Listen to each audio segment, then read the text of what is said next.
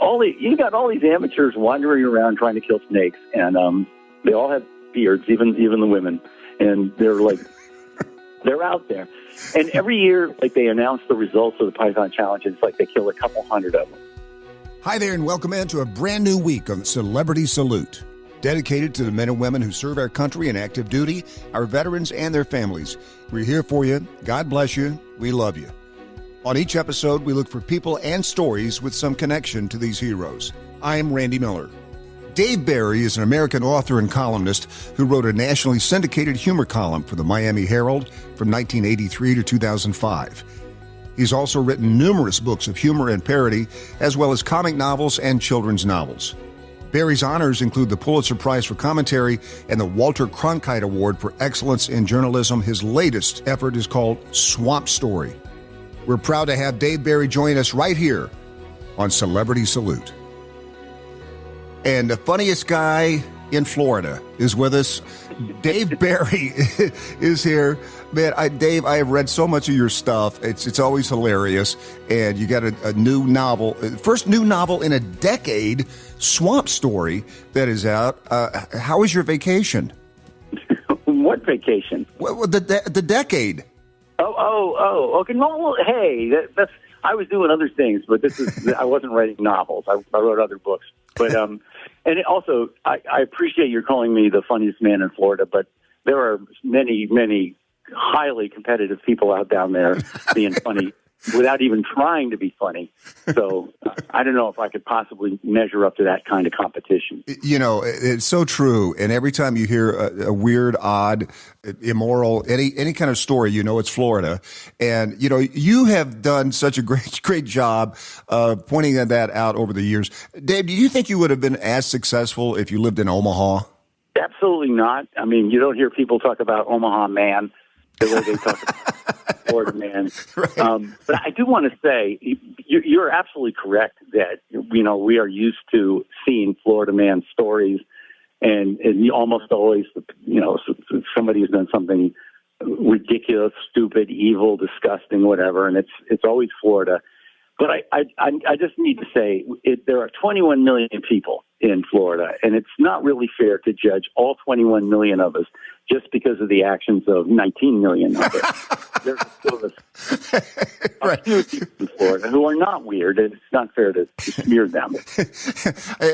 People, for some reason, people lie about why they moved to Florida. I've got a buddy of mine who's in radio, and he moved to Miami, where you live. He moved to Miami because he loves the beach. He's on the 27th floor of a high-rise, and he never goes to the beach. So I still can't figure it out. But, you know, these kind of things. I also live in Miami. I moved there in 1986 from the United States. And I love Miami. But I have to say, the only time I go to the beach is when somebody visits, you know. Right. And I'll look right up there. It's like people in New York who say, we love it here because they have the theater and the opera and the museums. And they never go to the theater. Well, I got to tell you that your book, Dave Barry Turns 40, got me through turning 40. So thank you so much for that. That was that was very good. And you know, all of your stuff has been good. And this new book, it's really a novel about Florida and the things that happen in Florida, right? Yeah, it's called Swamp Story, and the swamp in question is the Everglades, which is right next to Miami, where I live. And if you've ever flown into Miami, you can see it's sort of amazing that there's this gigantic swamp in the middle of the state, and then the urban part is just this little strip on the edge. But you're always, when you're in Miami, you're always within a half an hour of real swamp with real alligators and real snakes and really strange people who live out there. So this is a novel about things that could go on out in the Everglades, and it involves the key element is. Have you ever heard of the Python Challenge? Yeah, I was going to ask you about that. Well, people think I made it up, and I didn't. We have a problem with pythons in South Florida. Burmese pythons, which are these enormous constrictors. They can be 25 feet long. 15 feet long. And originally people had them as pets. That's how they got there. And then right. people had them as pets. And then they ran out of crack. And exactly. And they were living with pythons, so they let them go. And the pythons love it down there. They're like New Yorkers. They thrive in South Florida. And, appreciate the tax break and everything. I was going to say they also don't pay taxes. No, the pythons pay no taxes, but they can drive and vote. So anyway, there are like hundreds of thousands of these pythons, and the state of Florida came up with a brilliant way of getting rid of them, which is to hold a contest, the Python Challenge, and invite anybody who wants to come down and kill our snakes. And what could possibly go wrong? Exactly. So you got all these amateurs wandering around trying to kill snakes, and they all have beards, even the women, and they're out there.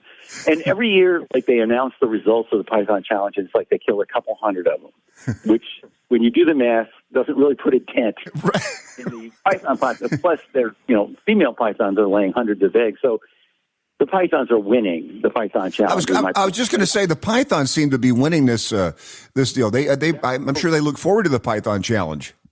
Yeah, because they know they're going to kill us. I mean, so we should have challenged an animal we could defeat. We could have beaten the manatees if we wanted to, but no, we had to challenge the python. And his new book, Swamp Story, which apparently Steve Martin really liked. Yeah, I have 5 blurbs from Steve Martin on the back of my book. And a little secret for those of you not in the publishing business. When you read those blurbs on the back of books, but those are just like the author got his friends to say nice things. But they're never going to say, "Oh, I didn't care for it." They're going to say, "This is a good."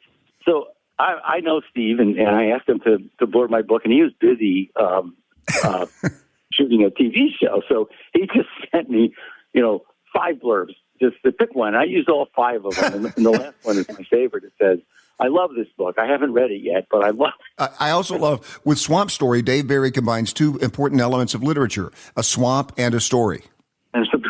So good. Yeah. Hey, are you still in your band, the Rock Bottom Reminders? Remainders. Oh, I'm sorry, Remainders. Rock Bottom Remainders with Stephen King, right? Yeah. Although we haven't played lately, but we sometimes occasionally get together, and we're just as bad as we've ever been. Our genre is known as hard listening music, and that's our band. Well, hey, you did write the Tupperware Blues, which still remains the only blues song ever devoted to Tupperware, I think. I believe you're correct, and still you don't see me in the Rock and Roll Hall of Fame. They just voted. Yet again, my name didn't come up. Well, it's just an oversight. I mean, it's you and Burton Cummings still just hanging out there waiting for our turn. Dave, great to talk to you, man, and best of luck on Swamp Story. I can't wait to read it. Sounds hilarious. Well, thanks, Randy. I appreciate your having me on. You've been listening to Celebrity Salute. Celebrity Salute is produced by Brainstorm Media and distributed by National Defense Network, with host Randy Miller and executive produced by Nate Herron. Be sure to visit us at nationaldefensenetwork.com. This podcast is available on Apple Podcasts, Spotify, Google, or wherever you get your podcasts. You can also say, "Alexa, play the National Defense Network podcast."